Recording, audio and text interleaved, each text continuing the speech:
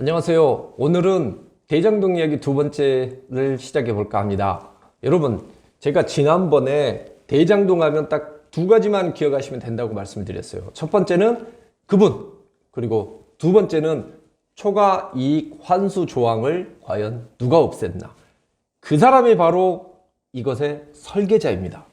대장동 비리를 사람들이 되게 어렵게 생각을 하는데, 예를 들면 이런 거예요.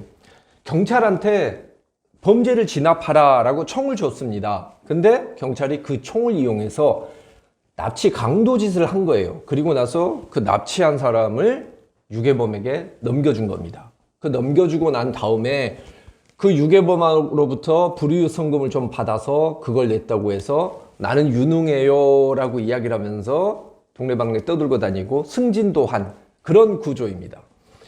우리가 지금 여기서 봤을 때 제가 그럼 도대체 총이 뭔가 라고 생각하실 수 있어요. 총이란 건 뭐냐면요, 토지 수용권을 말합니다. 우리나라는 전 세계에서 유례가 없을 정도로 토지 수용 권한이 강합니다.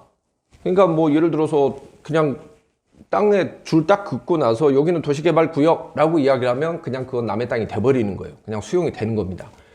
중국도 그렇게는 못해요. 그래서 여러분 뭐 가끔 가다 보면 중국 도로를 보면 도로 중간에 갑자기 뭐 집이 한 채 서 있고 뭐 이런 모습이 나오잖아요. 우리나라는 그게 안 됩니다. 그냥 그어버리면 그 안에 땅은 전부 다 그냥 다 수용이 가능한 거예요. 이렇게 강력한 수용 권한을 준 이유는 뭐냐면 우리나라가 땅이 너무 부족하기 때문입니다. 그래서 개발을 해야 되는데 누군가가 알박기를 해놓고 있으면은 개발을 할 수가 없어요. 그리고 이 알박기 한 사람이 정말로 부당이득을 얻을 수가 있는 겁니다. 그래서 그걸 막으라고 있는 게 수용권입니다. 그러면 수용권을 준 이유는 뭘까요? 공공의 목적에 맞게, 즉 국민과 시민들에게 이익이 돌아가도록 하는 것, 그것이 바로 수용권이고, 그게 바로 예를 들면 경찰한테 총을 준 거랑 마찬가지인 겁니다. 자, 이런 그 수용 권한이 어디에 있냐면요, 원래 국가하고 지방자치단체에 있는데 우리나라는 국가하고 지방자치단체가 만든 공사에도 이런 권한을 부여를 했어요. 그래서 LH공사, SH공사, GH공사 이런 데가 수용권이 있는 겁니다. 그러다 보니까 무슨 일이 벌어졌죠? LH 부동산 투기 사건이 이래서 벌어지게 되는 겁니다. 이 대장동 건은 간단하게 말씀드리면 이런 거예요. 그 GH나 SH 같은 성남도시개발공사가 만들어져서 여기에서 헐값의 땅을 수용을 합니다. 무려 평당 600만 원짜리 땅을 280만 원에 수용을 하죠. 그렇게 수용을 해서 강제로 수용을 한 다음에 그거를 성남 시민을 위해서 활용을 하는 게 아니고 그걸 화천대유라고 하는, 그리고 그분이라고 하는 사람들한테 이 땅을 그냥 넘겨버리는 겁니다. 자, 그 결과 어떤 일이 발생하느냐. 성남도시개발공사는 지분이 50%가 넘어요. 근데 실제로 가져가는 돈은 1822억 원입니다. 금융기관은 지분이 43%입니다. 근데 여기는 32억밖에 못 가져가죠. 놀라운 것은 화천대유는 지분이 7%에 불과한데 이미 벌써 5천억을 가져갔습니다. 근데 여러분 지금 이 5천억을 가지고도 여러분 놀랐겠지만 실제로 이들이 지금 가지고 있는 수익은 그의 몇 배가 됩니다. 왜냐하면 지금 아직 분양이 안 된 정말 금싸라기 땅을, 이 대장동의 금싸라기 땅을 화천대유가 가지고 있어요. 그 수익까지 합치면은 이거는 정말 수조 원 단위의 수익을 얻은 겁니다. 아니, 아까 말했듯이 강제 수용을 하는 것은 공공의 목적을 위해서라고 하는 건데 이렇게 강제 수용하고 난 다음에 수익은 누가 가져갔죠? 화천대유와 그분이 가져간 겁니다. 이게 이제 문제가 되는 거죠. 이렇게 된 이유는 뭐냐면요, 단 한 가지 이유 때문입니다. 초과 이익 환수 조항이 빠졌기 때문이에요. 그러면 자, 여기에 대해서 자기도 이제 생각해봐도 이건 좀 뭐 문제가 있다고 생각하니까 이재명은 이런 식으로 말장난을 하죠. 성남도시개발공사를 만들 수밖에 없는 것은 당시 새누리당이 장악하고 있었던 성남시의회가 반대해서 어쩔 수 없었다. 그것도 맞습니다. 그것도 어느 정도 맞는 말이에요. 그리고 성남도시개발공사나 뭐 성남의 뜰을 만드는, 즉 SPC 방식으로 사업을 하는 게 그때 당시에 되게 선진적인 기법이었다. 그것도 어느 정도 맞는 말입니다. 중요한 건 그게 아니에요. 가장 중요한 건 뭐냐면 초과 이익 환수 조항을 왜 빼버렸냐는 거죠. 그게 빠졌기 때문에 공영개발이 아무 의미가 없어지는 것이고 모든 수익이 화천대유와 그분이 가져가게 되는 것입니다. 이재명도 이게 특혜라는 걸 자기가 알아요. 왜? 이게 특혜라는 것을 알기 때문에 이런 식으로 변명을 합니다. 당시에 수익 나기가 너무 어려웠어. 그래서 민간 사업자한테 리스크가 너무 심하기 때문에 뭔가 특혜를 줘야 돼. 그래서 어쩔 수 없이 이런 식으로 1822억의 고정 수익만 받고 초과이익 환수를 뺀 거야 라고 주장을 하죠. 하지만 이 말은 바로 이재명 지사의 말로 반박이 가능합니다. 본인이 그렇게 이야기를 해요. 이런 거 개발하면은 1조 원대 수익이 날 수 있다라고. 자기가 2012년 12월 25일 날 자기 입으로 이야기를 한 겁니다. 리스크가 있다라는 거 이야기를 하면 그럼 이 말이 거짓말인 거죠. 그럼 그게 아니면 지금 리스크가 있다는 말이 거짓말이든지 둘 중에 하나는 거짓말일 수밖에 없는 겁니다. 그리고 또 이재명 지사는 또 이런 거짓말도 합니다. LH도 수익성이 너무 낮았기 때문에 포기한 거였다. 이건요, LH가 포기한 것은 맞습니다. 하지만 그 이유는 다른 데 있어요. 이명박 당시 대통령이 LH공사 출범식에 가서 LH를 좀 꾸짖어요. 왜 니네는 땅 짓고 헤엄치기 하는 식으로 쉬운 사업만 하느냐. 민간하고 정정당당하게 경쟁을 하라 라고 이야기를 합니다. 그래서 그때 LH는 정말 수백 개의 사업을 포기를 하게 되는 거죠. 알짜배기 사업을. 근데 그거를 마치 수익성이 낮아서 포기한 것이다 라는 식으로 지금 뒤집어서 이야기를 하고 있는 것입니다. 이재명 지사의 특기인 거죠. 그러면은 우리가 이걸 보면은 이제 그럼 초과이익 환수 조항은 그럼 어떻게 해서 빠지게 된 건가? 여기에 대해서 자연스럽게 여러분 의심이 생기시는 거죠. 왜냐? 이 정도 듣고 나니까 그걸 뺀 사람이 범인이고 그분이 라고 말하는 사람은 바로 초과이익 환수 조항을 뺀 사람이겠구나. 자연스럽게 떠오르는 거 아니겠습니까? 자, 이게 빠지게 된 경우에 대해서 설명을 드릴게요. 2015년 1월 26일 성남도시개발공사에서 투자심의회가 개최가 됩니다. 여기에서는 성남도시개발공사는 성남에 뜰 지분 50%를 받고 수익도 50%를 갖겠다라고 결정을 합니다. 이때 유동규는 이 자리에 없었고 황무성 당시 성남도시개발공사 사장이 현장에 있었어요. 이러니까 2월 6일 유한기 개발사업본부장이 쫓아가서 황무성한테 사표를 내라고 하는 거죠. 그때 뭐라고 합니까? 시장님 뜻이라고 사표를 내라고 합니다.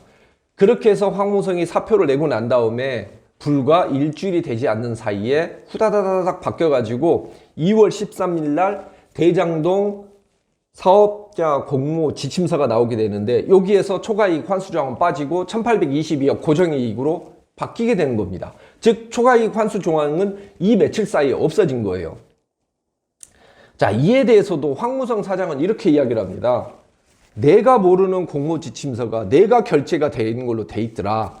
원래 대장동 사업 수익 50%는 보장을 받도록 해놨었는데 내가 사퇴하고 나니까 이게 사라졌더라 라고 이야기를 합니다. 그뿐이 아니죠. 성남도시개발공사 실무자는 이런 식으로 또 증언을 합니다. 오전 10시에 환수, 즉 초과이익 환수 조항이 들어간 문건을 올렸는데 오후 5시에 지시를 받고 이걸 뺐다. 그뿐만 아니라 법정에서도 이렇게 이야기를 합니다. 유동규 기획본부장 지시로 정영학 회계사가 제안서를 갖고 왔는데 당시 특혜 소지가 너무 많았다. 즉 뭐다? 초과이익 환수 조항이 빠져 있었다라는 거죠. 이런 식으로 갑자기 빠진 겁니다. 심지어 이재명한테 되게 유리한 이런 내용으로 윤정수 전 성남도시개발공사가 이런 책을 썼어요. 이 책 내용을 썼던 이 윤정수 씨가 이런 이야기를 해요. 자기가 퇴임 직전에 이 대장동건 관련해가지고 TF팀 단장을 합니다. 그때 뭐라고 이야기를 했냐면 대장동 사태와 관련해서 배임 행위가 성립한다. 즉 이미 벌써 이게 배임이라는 걸 인정을 한 겁니다. 이게 뭔 말이냐? 초과이익 환수 조항이 빠진 것은 배임이다라고 인정을 한 거죠. 자, 김문기 처장도 옛날에 이런 이야기를 했었어요. 민간 사업자에 대해서 초과이익 환수를 하는 조항에 대해서 실무부서에서 2차례, 3차례 계속 제안이 들어왔다. 근데 이게 최종적으로 반영이 되지 않았고 이러한 의사결정을 주도한 사람은 바로 누구다? 정민용 변호사라고 이야기를 합니다. 정민용 변호사가 누구냐?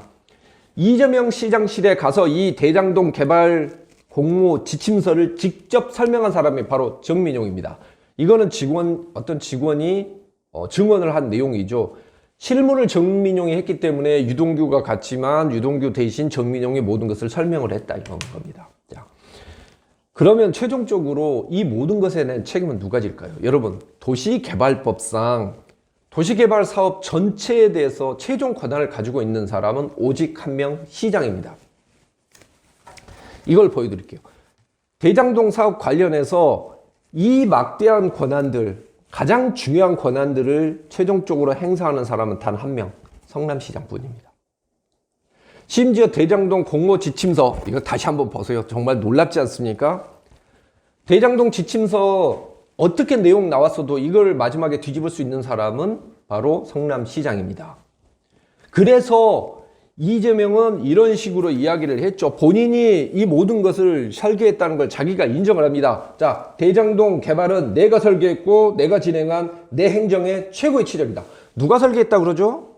본인이 인정을 하고 있습니다. 대장동 사업의 가장 특징이 되는 부분은 뭐냐면 초과이익 환수가 빠진 부분이에요. 그리고 그것 때문에 황우성 사장이 쫓겨난 거고, 근데 설계를 자기가 했다고 지금 인정을 하고 있습니다. 본인이 예를 들어서 이번에도 토론회 보면은 심상정 대표가 그런 걸 물어보지 않습니까? 무능한 거냐, 아니면 모르는 것이냐, 아니면 당신이 공범이냐라고 이야기를 하니까 제대로 답을 안 했죠. 근데 이재명 지사는 본인이 이런 이야기 했습니다. 단돈 100만 원이 들어가는 것도 성남시에 있는 것은 내가 다 결정한다라고 이야기를 한 바가 있습니다.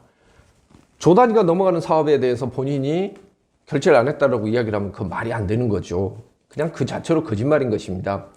실제로 이거는 공범들도 인정을 하고 있는 거예요. 즉 화천대유에서 그분과 함께 화천대유 1호의 절반의 소유권을 가지고 있는 김만배가 이런 이야기를 합니다.